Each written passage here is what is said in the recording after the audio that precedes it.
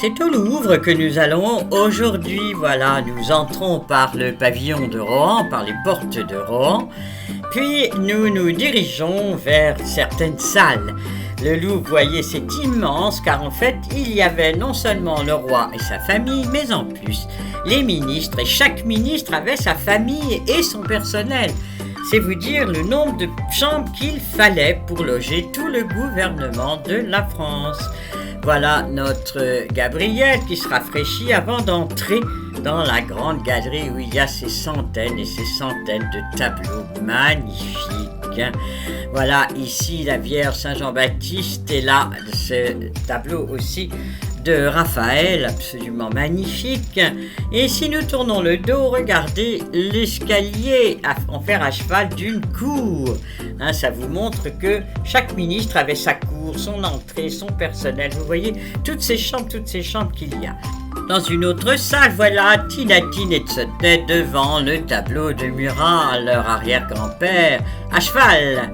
Et là, c'est le sacre, alors il y a toute la famille au grand complet. Il y a Murat, le roi de Naples, avec ce coussin sur lequel il y avait la couronne de l'impératrice. Caroline, son épouse, qui tient le manteau de cour. Vous voyez, tout le monde est là pour ce grand jour de décembre 1804. Nous quittons ces salles pour arriver dans les salles habitées par la famille royale, qui sont beaucoup plus travaillées, beaucoup plus jolies, dans lesquelles il y a les bijoux de la couronne. Tinatine est là, elle est bombardée de photos entre ces jolies coupes, et là, un des plus gros diamants du monde, le Sancy, puis la couronne des rois de France avec la fleur de lys là-haut. Vous avez ici Démétrée et Tinatine qui regardent le diadème d'émeraude, le diadème de perles, l'autre petite couronne, et sur les murs, les peintures d'Henri IV et de Philippe Auguste qui semblent veiller sur ces beaux bijoux. Regardez le plafond peint avec le trompe-l'œil, c'est la renommée. Les grands ministres d'État, dont le cardinal de Richelieu, Mazarin, enfin tout le monde y est. Là, vous avez ces boîtes dans lesquelles on mettait les bijoux. Voilà, nous laissons là cette galerie pour aller dans une autre partie qui elle aussi était habitée par la famille royale.